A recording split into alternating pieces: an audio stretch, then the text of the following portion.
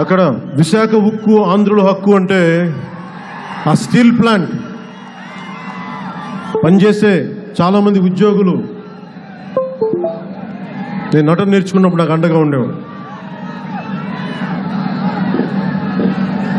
బ్రాడ్గా ఈ రోజున మనం మాట్లాడుకోవాల్సింది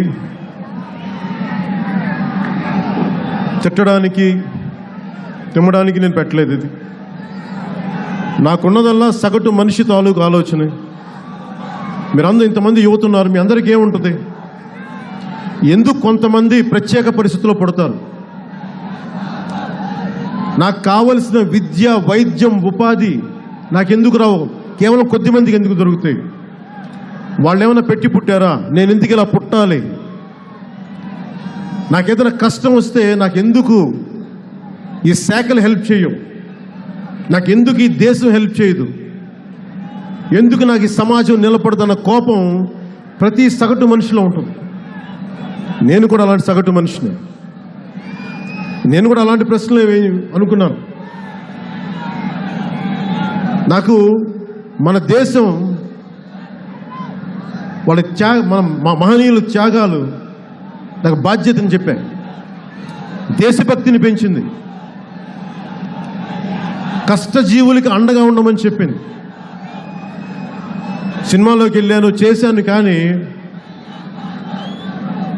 నా అనుక్షణం నా మనసు కష్టాల్లో ఉన్న ప్రజల గురించి ఆలోచించింది. నా మనసు ఉద్యోగం, ఉపాధి లేని యువత గురించి ఆలోచించింది నా మనసు. సో నాకెప్పుడు నా గురించి నేను ఎప్పుడు ఆలోచించను.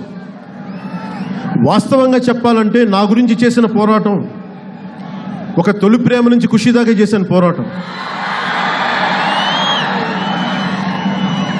ఎందుకంటే నా కోరికలు లేవు. నాకు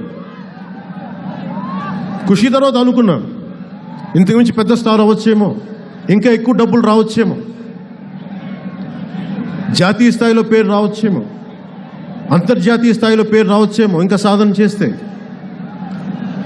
ఈ మాత్రం స్థాయికే నాకు సంతోషం లేనప్పుడు నాలో ఉన్న అశాంతి నాకు అర్థం కాల. నాకు సంతోషం లేదంటే నేను సాధించిన విజయాలకి ఇన్ని కోట్ల మంది ప్రజలు జేజేలు పులుకుతుంటే నాకు ఆనందం లేదేంటి? నా మనసు ఎప్పుడు బాధల్లో ఉన్న వాళ్ళ పట్ల ఉందేంటి? ఆ కష్టమే నన్ను ఆనందంగా ఉండనివ్వలేదు. నేను ఈ రోజున ప్రతి యదవ చేత, ప్రతి సన్నాసి చేత మాటలు అనిపించుకుంటా ఉంటాయి.